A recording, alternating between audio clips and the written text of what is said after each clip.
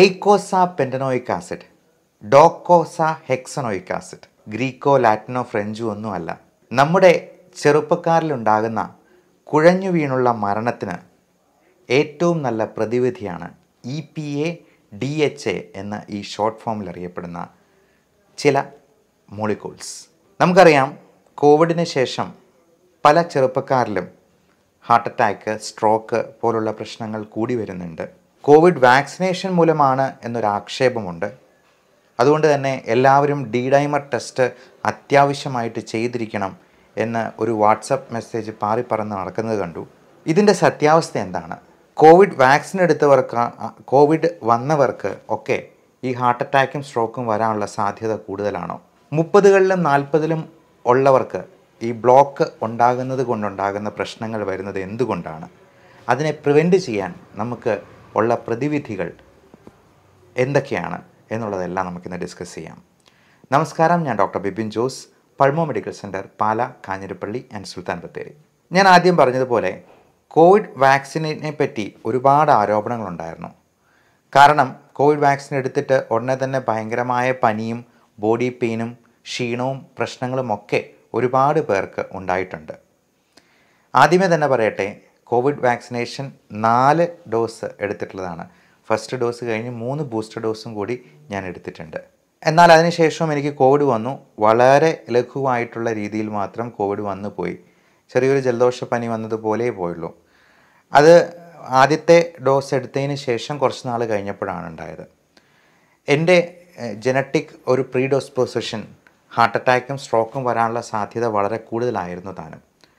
അപ്പോൾ ഈ dimer test എന്ന് പറയുന്നത് നമ്മൾ എപ്പോഴാണ് ചെയ്യുന്നത്, എന്തിനാണ് ചെയ്യുന്നത്, അത് എന്താണ് അളക്കുന്നത് എന്നെല്ലാം നമ്മളൊന്ന് മനസ്സിലാക്കിയിരിക്കണം.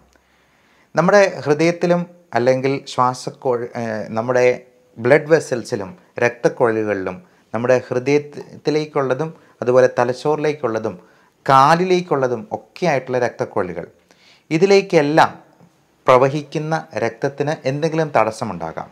അതിൽ പല രീതിയിലുള്ള ബ്ലോക്കുകളുണ്ട്.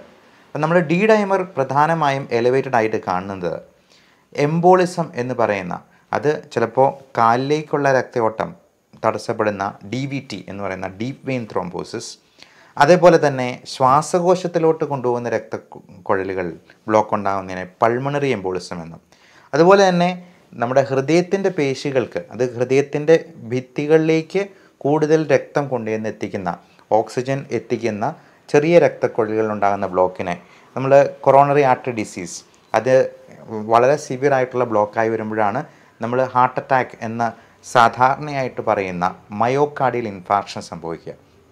അപ്പോൾ ഈ ബ്ലോക്കുകളൊക്കെ ചിലപ്പോൾ 50%, 70%, നമ്മൾ ആൻജിയോഗ്രാം ഒക്കെ ചെയ്തവർക്ക് പറയുന്നത് കേൾക്കാം. അത് 90%ൻ്റെ 2 ബ്ലോക്ക് ഉണ്ടായിരുന്നു, അല്ലെങ്കിൽ 3 ബ്ലോക്ക് ഉണ്ടായിരുന്നു.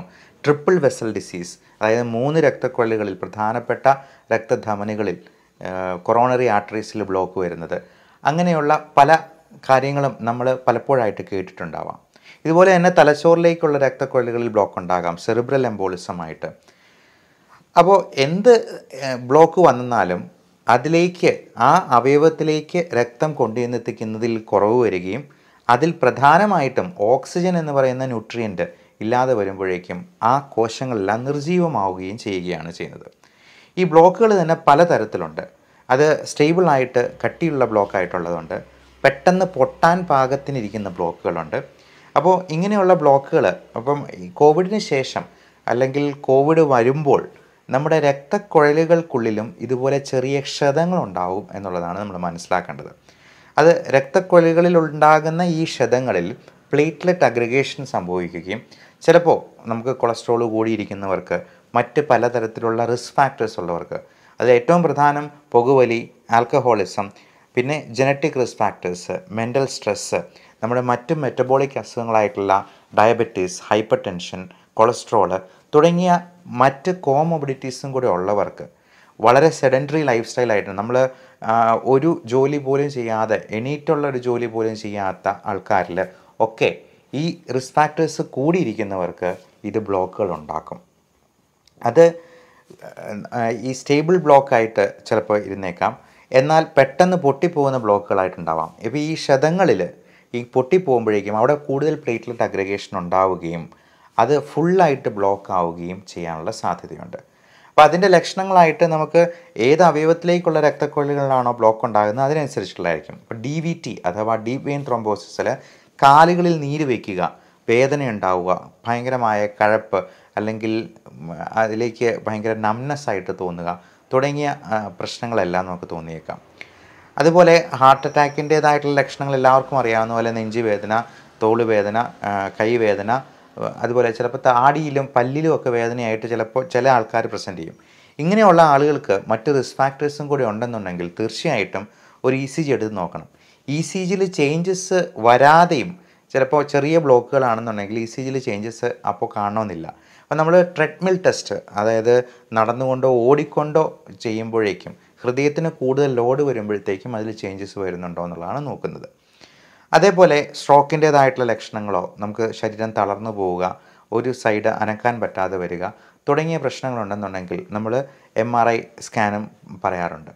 അപ്പോൾ ഏറ്റവും നല്ലത് ബ്ലോക്കുകൾ എത്ര പെർസെൻറ്റേജ് ആണ്, എത്രയാണ് എന്നൊക്കെ അറിയാനായിട്ട് ആൻജിയോഗ്രാമാണ്. അത് ഈ പറയുന്ന പ്രാഥമികമായിട്ടുള്ള ഇൻവെസ്റ്റിഗേഷൻസിൽ ഒക്കെ അങ്ങനെ ഒരു സംശയം തോന്നുവാണെങ്കിൽ നിങ്ങളുടെ ഡോക്ടർ ആൻജിയോഗ്രാമിന് വേണ്ടി നിർദ്ദേശിച്ചേക്കാം. അങ്ങനെ ബ്ലോക്ക് ഉണ്ടോ എന്ന് കണ്ടുപിടിച്ച് അതിനെ സ്റ്റെൻറ്റ് ഇട്ട് ശരിയാക്കുന്ന പ്രൊസീജിയറാണ് ആൻജിയോപ്ലാസ്റ്റി എന്ന് പറയുന്നത്. അപ്പോൾ എത്ര ബ്ലോക്ക് ഉണ്ട്, അത് ഏറ്റവും പ്രധാനപ്പെട്ട ബ്ലഡ് വെസൽസിനാണെങ്കിൽ ഉടനെ തന്നെ ആൻജിയോപ്ലാസ്റ്റി ചെയ്യാനായിട്ട് പറയും. ഇനി ആൻജിയോപ്ലാസ്റ്റി ചെയ്ത് സ്റ്റെൻറ്റ് ഇടുക എന്ന് പറയുന്നത് അത് താൽക്കാലികമായിട്ടൊരു പരിഹാര മാർഗ്ഗമാണ്. അതിന് പൂർണ്ണമായിട്ടും മാറ്റുന്ന, അതിനൊരു ബൈപ്പാസ് കൊടുക്കുന്ന സർജറിയാണ് നമ്മൾ CABG, coronary artery bypass graft എന്ന് പറയുന്ന ഏറ്റവും പ്രധാനപ്പെട്ട സർജറി. അപ്പോൾ ഇതിൽ CABG ആണ് ഇതിനായി ഏറ്റവും നല്ല മാർഗം. സ്റ്റെൻറ്റ് ഇടുക എന്ന് പറയുന്നത് താൽക്കാലികമായൊരു പരിഹാരമാണെന്നുള്ളൂ. പക്ഷേ നമ്മൾ ഈ ബൈപ്പാസ് ഗ്രാഫ്റ്റ് വയ്ക്കുമ്പോഴേക്കും ആ രക്തതടസ്സം പൂർണ്ണമായിട്ടും മാറ്റി മറ്റൊരു രക്തക്കുഴലിലൂടെ തന്നെ അത് എത്തിക്കാനായിട്ടുള്ള കാര്യമാണ് ഡോക്ടർ ചെയ്യുക. അപ്പോൾ ഇത്തരത്തിൽ ഹാർട്ട് അറ്റാക്കോ സ്ട്രോക്കോ ഒക്കെ വന്നു കഴിഞ്ഞാൽ നമുക്ക് ഈ പറയുന്ന ചികിത്സാ മാർഗ്ഗങ്ങൾ മാത്രമേ ഉള്ളൂ. അതുപോലെ എംബോളിസം പോലുള്ള പ്രശ്നങ്ങളാണെങ്കിൽ ത്രോംബോലൈസിസ്, നമ്മൾ പലപ്പോഴും സ്ട്രെപ്റ്റോകൈനേസ്, യൂറോകൈനേസ് തുടങ്ങിയ മരുന്നുകൾ കൊടുത്ത് ഇഞ്ചക്ഷനായിട്ട് കൊടുത്ത് ആ ബ്ലഡ് ഫ്ലോ പൂർണ്ണമായിട്ടും നോർമലൈസ് ചെയ്യുന്നതാണ്. അപ്പം പലപ്പോഴും പല രീതിയിൽ ബ്ലഡ് ക്ലോട്ട് ആകാൻ സാധ്യതയുള്ളവർക്ക് വാർഫാറിൻ പോലുള്ള മരുന്നുകൾ കഴിക്കുന്നതായിട്ടും ഒക്കെ നിങ്ങൾ കേട്ടിട്ടുണ്ടാവാം.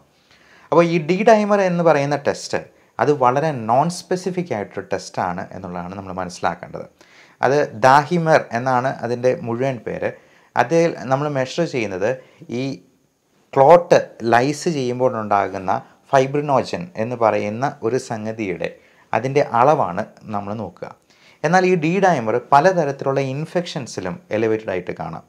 അത് ചെറിയ ബ്ലോക്കുകളാണെന്നുണ്ടെങ്കിൽ പോലും ചിലപ്പോൾ D-ഡൈമർ കൂടിയെന്നിരിക്കാം. അപ്പോൾ D-ഡൈമർ കൂടിയിരിക്കുന്നു, more than 0.5 milligrams per decilitre of blood ആണ് അതിൻ്റെ എബോവ് നോർമൽ റേഞ്ച് എന്ന് പറയുന്നത്. അപ്പോൾ 0.5ലും കൂടുതലാണെങ്കിൽ ഉടനെ നമ്മൾ പേടിക്കേണ്ട കാര്യമില്ല, അത് ബ്ലോക്ക് വന്നു എന്നൊന്നും നമുക്ക് അതിൽ നിന്ന് ഡയഗ്നോസ് ചെയ്യാനായിട്ട് കഴിയുന്നതല്ല. അപ്പോൾ D-ഡൈമർ ടെസ്റ്റ് നിങ്ങളുടെ ഡോക്ടർ നിങ്ങളുടെ അസുഖ ലക്ഷണങ്ങൾ നോക്കി വേണമെന്ന് പറഞ്ഞാൽ മാത്രമേ അത് ചെയ്യേണ്ടതുള്ളൂ. അത് ഏതാണ്ട് 1000 രൂപ അടുപ്പിച്ച് വില വരുന്ന ലാബ് ഇൻവെസ്റ്റിഗേഷനാണ്. അതുകൊണ്ട് കോവിഡ് വാക്സിൻ എടുത്തിട്ടുള്ളവരെല്ലാവരും പോയി D-ഡൈമർ ചെയ്യണമെന്നില്ല. അതേപോലെ കോവിഡ് വന്നിട്ടുള്ളവർക്ക് എല്ലാവർക്കും തന്നെ D-ഡൈമർ ചെയ്യണമെന്ന് നിർബന്ധമില്ല. മറ്റ് പരിശോധനകൾ ചെയ്ത് ഇതിൻ്റേതായിട്ടുള്ള എന്തെങ്കിലും സിംറ്റംസ് കാണുന്നു എന്നുണ്ടെങ്കിൽ നിങ്ങളുടെ ഡോക്ടർ ആവശ്യപ്പെടുന്നതിനനുസരിച്ച് നമുക്ക് D-ഡൈമർ ടെസ്റ്റും മറ്റ് പരിശോധനകളും അതിൻ്റെ കൂടെ ചെയ്യാവുന്നതാണ്. ഇനി D-ഡൈമർ എലിവേറ്റഡ് ആകുന്ന കണ്ടീഷൻസ്, അതുപോലെ ഹൃദയത്തിൽ ബ്ലോക്ക് ഉണ്ടാകുന്ന അല്ലെങ്കിൽ സ്ട്രോക്ക് ഉണ്ടാകുന്ന, കുഴഞ്ഞു വീണുള്ള മരണങ്ങൾക്ക് ഏറ്റവും പ്രധാനപ്പെട്ട ഹൃദയാഘാതം ഒഴിവാക്കാനായിട്ട് നമുക്ക് നമ്മുടെ ഭക്ഷണത്തിൽ ഉൾപ്പെടുത്താവുന്ന ഏറ്റവും നല്ല സംഗതിയാണ് ആദ്യം പറഞ്ഞ EPA DHA എന്ന രണ്ട് മോളിക്യൂൾസ്. അപ്പോൾ ഇത് എന്താണ് എന്നുള്ളത് നമ്മൾ മനസ്സിലാക്കിയിരിക്കുക. omega-3 ഫാറ്റി ആസിഡ് എന്ന് പറയുന്ന സംഗതിയാണ്.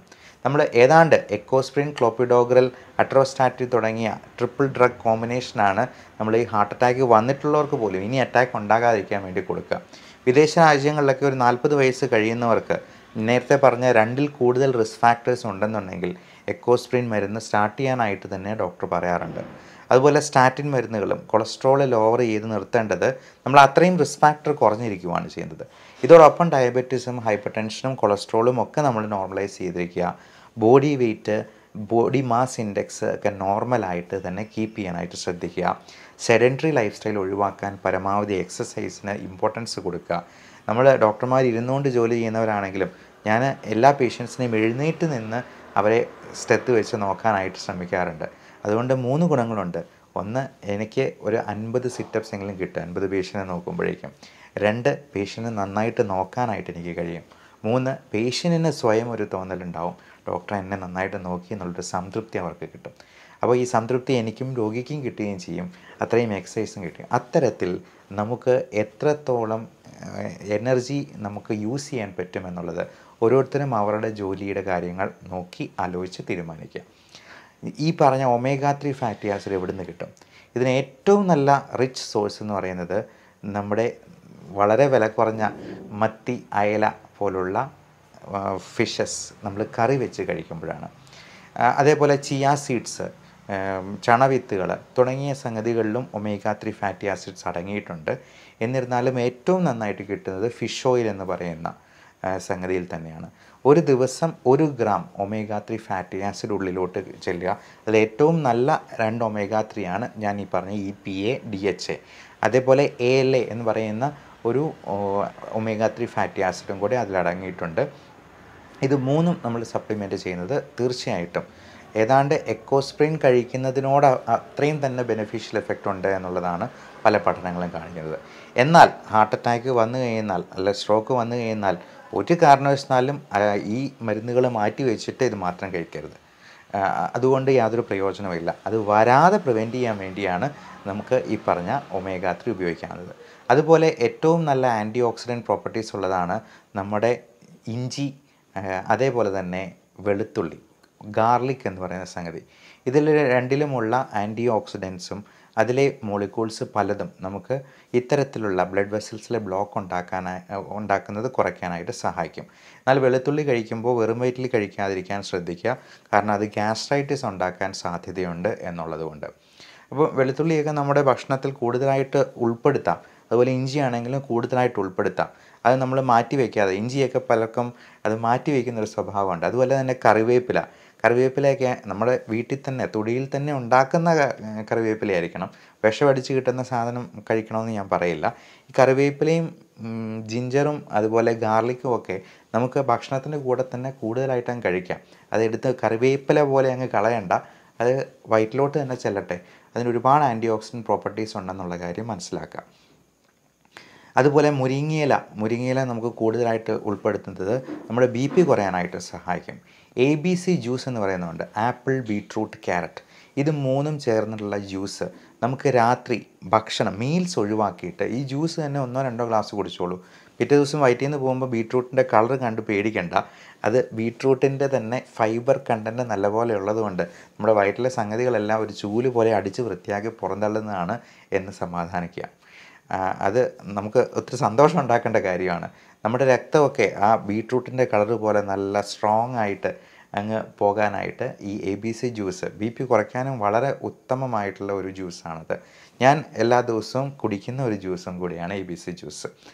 അതേപോലെ ഈ എക്കോസ്പ്രിൻ, ക്ലോപ്പിഡോഗ്ലർ, അറ്റോസ്റ്റാറ്റിൻ അതിൻ്റെ ലോഡിംഗ് ഡോസുണ്ട്, മെയിൻ്റനൻസ് ഡോസുണ്ട്. അത് കൃത്യമായിട്ട് കഴിക്കുന്നു എന്നുള്ളത് ഉറപ്പ് വരുത്തുക. അല്ലെങ്കിൽ നമുക്ക് ഹാർട്ട് അറ്റാക്ക് വരാനുള്ള സാധ്യത അത്രയധികം കൂടുകയാണ്. നമുക്കറിയാം, ഒരു 50 വയസ്സ് കഴിഞ്ഞെന്നാൽ ഈ പറഞ്ഞ സാധ്യതകളെല്ലാം എല്ലാവർക്കും കൂടുന്നുണ്ട്. പ്രത്യേകിച്ചും സ്ത്രീകൾക്കാണെങ്കിൽ പോലും ഈസ്ട്രജൻ്റെ ഒരു പ്രൊട്ടക്റ്റീവ് എഫക്റ്റ് മെനോപോസോടുകൂടി നിൽക്കുകയാണ്. അത് കഴിഞ്ഞാൽ ഹാർട്ട് അറ്റാക്കും സ്ട്രോക്കും വരാൻ സ്ത്രീകൾക്കും സാധ്യത കൂടുതലാണ്. അതേപോലെ തന്നെ പുതിയ രീതിയിലുള്ള മോളിക്യൂൾസ് ഇന്ന് മോഡേൺ മെഡിസിനിൽ അവൈലബിൾ ആണ്. പ്രത്യേകിച്ചും എക്കോസ്പ്രിനൊക്കെ ഒരുപാട് ഗ്യാസ്ട്രൈറ്റിസ് ഉണ്ടാക്കുന്നു എന്നുള്ളതുകൊണ്ട് അതിന് പകരം നമ്മൾ കൊടുക്കുന്ന ഒരു പുതിയ മരുന്നാണ് ഡാബിഗാട്രാൻ. അത് വില കൂടുതലുള്ള മരുന്നാണ്, പക്ഷേ അതിന് ഒരുപാട് ഗുണഗണങ്ങൾ കൂടുതലാണ് എന്നുള്ളത് മനസ്സിലാക്കുക. അപ്പോൾ ക്ലോപ്പിഡോഗ്രലിൻ്റെ 75 മില്ലിഗ്രാം ഗുളിക കഴിക്കുന്നതിനേക്കാൾ 2-3 ഇരട്ടി ബെനഫിറ്റ്സ് ഡാബിഗാട്രാൻ പോലുള്ള മരുന്നുകൾക്കുണ്ട് എന്നുള്ളതാണ് പുതിയ പഠനങ്ങൾ കാണിക്കുന്നത്. നിങ്ങളുടെ ഡോക്ടറോട് ചോദിച്ച് ഇത്തരത്തിൽ ഇപ്പോൾ എക്കോസ്പ്രിൻ, ക്ലോപ്പിഡോഗ്രൽ പറ്റില്ല, ഗ്യാസ്ട്രൈറ്റിസ് ഉണ്ടാക്കുന്നുണ്ടെങ്കിൽ അല്ലെങ്കിൽ മറ്റ് സൈഡ് ഇഫക്റ്റ് ഉണ്ടാക്കുന്നുണ്ടെങ്കിൽ ഇതുപോലുള്ള പുതിയ മരുന്നുകളും ഇന്ന് മോഡേൺ മെഡിസിനിൽ പുതിയ ഗവേഷണങ്ങൾ വന്നുകൊണ്ടിരിക്കുകയാണ് എന്നുള്ളതും പ്രത്യേകമായിട്ട് ഓർമ്മിപ്പിക്കുന്നു. എല്ലാവർക്കും നല്ല ആരോഗ്യം ആശംസിക്കുന്നു. Love and regards, doctor Bipin Jose, Pulmo Medical centre, Pala, Kanjirappally and Sultan Bathery.